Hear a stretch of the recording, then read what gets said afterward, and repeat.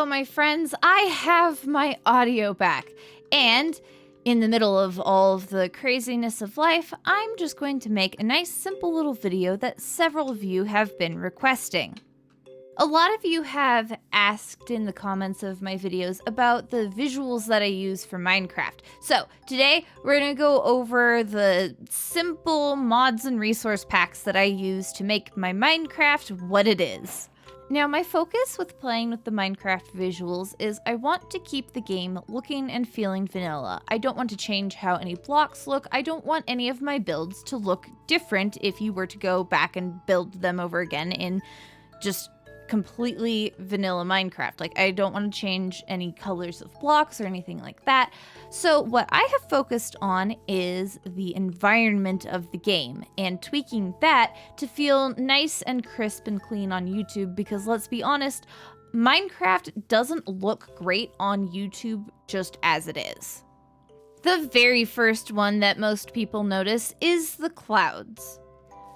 I do love the blocky vanilla Minecraft clouds, but I like these ones better, and this is from the Better Clouds mod. You've probably seen it used by BOO, and it's not super readily available information that this is what the mod is, so there you go.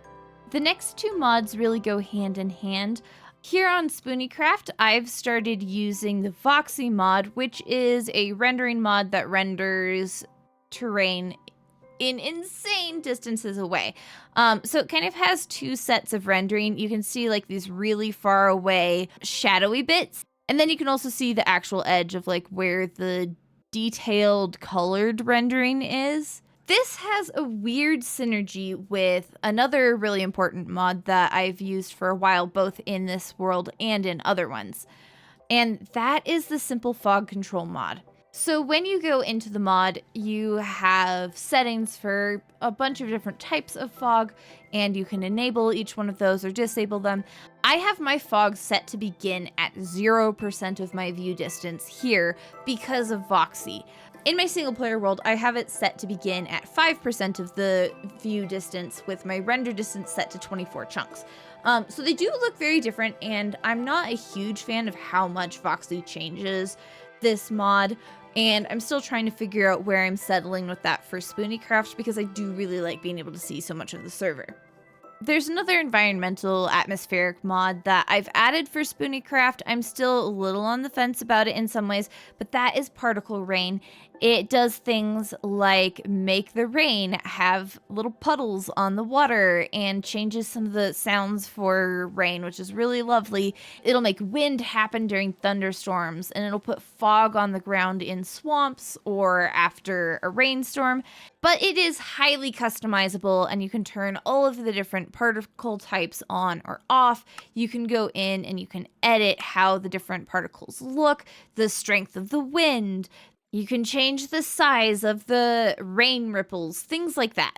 I've tried to tweak this to keep it feeling fairly in line with the cartoony pixelation of Minecraft, but it does add a little bit more of that HD visual to the game, so I'm not quite sure where I'm sitting with it yet.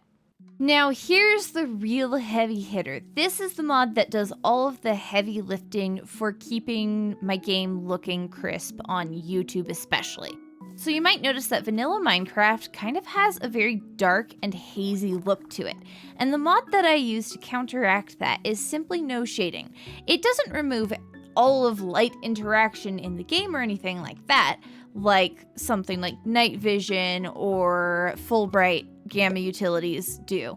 What it does instead is it reduces the amount of shading on different block faces, and you can see that it becomes cleaner and more crisp, and this looks so much better on YouTube especially than the kind of grainy darkness that you get from just the vanilla game.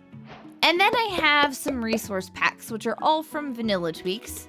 We've got teeny tiny changes like the red flowers on the iron golems.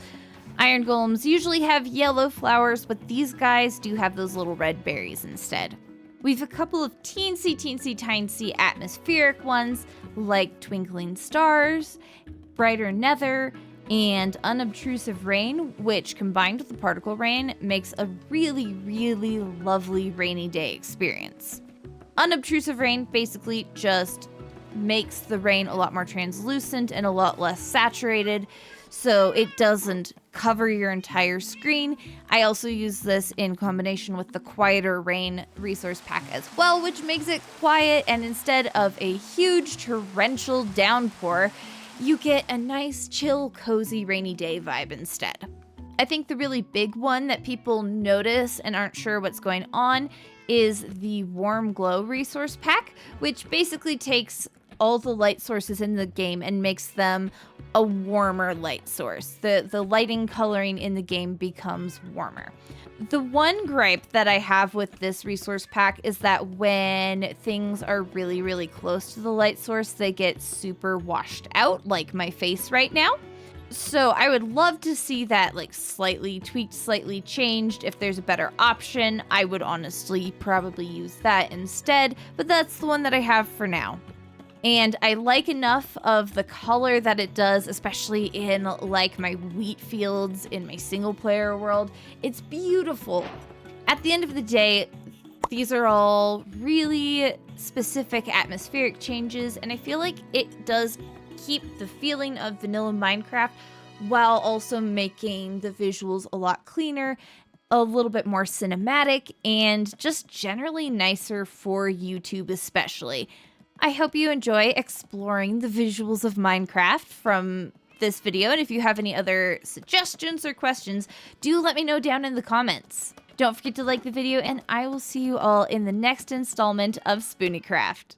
Stay tuned!